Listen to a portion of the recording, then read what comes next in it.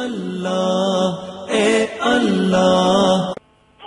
আমার প্রশ্ন হচ্ছে যে আমি চিটাগাঙে দেখলাম যে এখানে ভান্ডার শরীফ নামে একটা মাজার আছে, ওখানে দেখলাম যে সরাসরি ওরা মানে মাজারে সেজদা করতেছে এবং বিভিন্ন ধরনের দোয়া দুরূদ পড়তেছে সেজদা করে।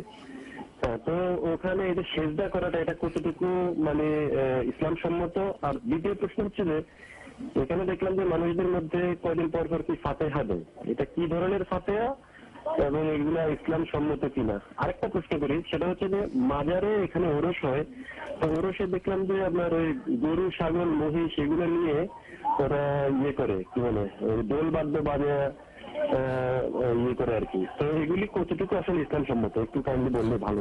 ধন্যবাদ আপনাকে। আমার মনে হয় যে বিষয়গুলো আপনি উল্লেখ করেছেন এটা আমরা কম বেশি সবাই জানি। প্রশ্ন বোধহয় এটাই যে কি করে 90% মুসলিম অধ্যুষিত একটি দেশে একটি সমাজে মাজারে সেজদা করা হয়। প্রশ্ন বোধহয় এটা হওয়া উচিত। কি বলবেন?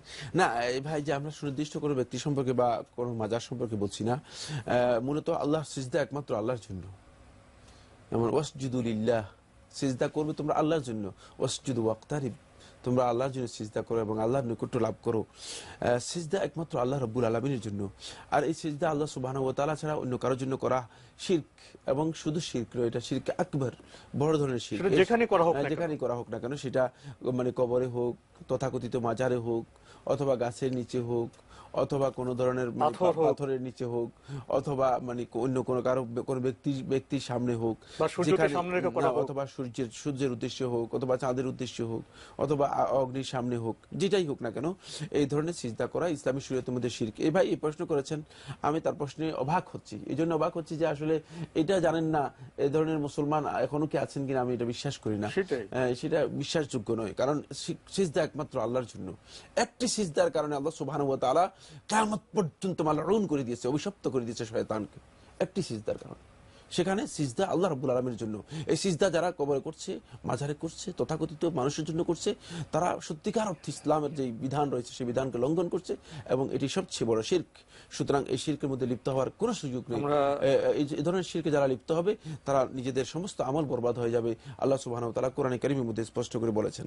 আরো দুটি বিষয় জানতে চেয়েছেন যে সেখানে ফাতিহা হয়, এটি কি বিষয়ে? আর উনি বলেছেন ওরসের কথা, সেখানে গরু জবাই হয়, খাওয়া দাওয়া হয়, ঢোল বাদ্য বাজানো হয়, এই বিষয়গুলো ইসলামে কতটা? হ্যাঁ, ফাতিহা যেটাকে বলেছেন তিনি, সেটা মানে ফাতিহা দেওয়া হয় তাকে, এটি একটা চরম বেদাত। এটা এমন মারাত্মক বেদাত যে বেদাতের অস্তিত্ব ইসলামের মধ্যে কোথাও নেই। রাসূলুল্লাহ সাল্লাল্লাহু আলাইহি ওয়াসাল্লামের সময়ও ছিল না, সাহাবীদের আমল দ্বারা প্রমাণিত হয়নি, তাবিঈদের আমল দ্বারা প্রমাণিত হয়নি, এমনকি কোনো ইমাম যাদেরকে আমরা ইমাম হিসেবে মনে করে থাকি, ইমাম আবু হানিফা রাহমাতুল্লাহ আলাইহি, ইমাম শাফিঈ রাহমাতুল্লাহ আলাইহি, ইমাম মালিক রাহমাতুল্লাহ আলাইহি, ইমাম আহমদ বিন হাম্বল রাহমাতুল্লাহ আলাইহি, কোনো ইমাম এই ধরনের কাণ্ড করেছেন এই দিক কোনো ধরনের বর্ণনার মাধ্যমে পাওয়া যায়নি। এটা এক ধরনের বিভ্রান্তি।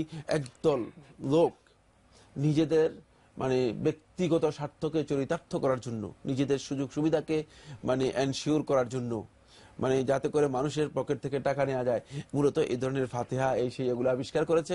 এগুলোর সাথে ইসলামের সামান্যতম কোনো সম্পর্ক নেই, এগুলো করা বেদাত। এগুলো যদি কেউ করে থাকেন তাহলে ভুল করেছেন, আর যদি একই বিষয়। এবং আর যদি সেটি এই ফাতিহা সেখানে যদি জবে কোনো ব্যক্তির সৌজন্যে হয়, কোনো ব্যক্তির নামে হয় থাকে, তাহলে অবশ্যই সেটা শিরকে পরিণত হবে।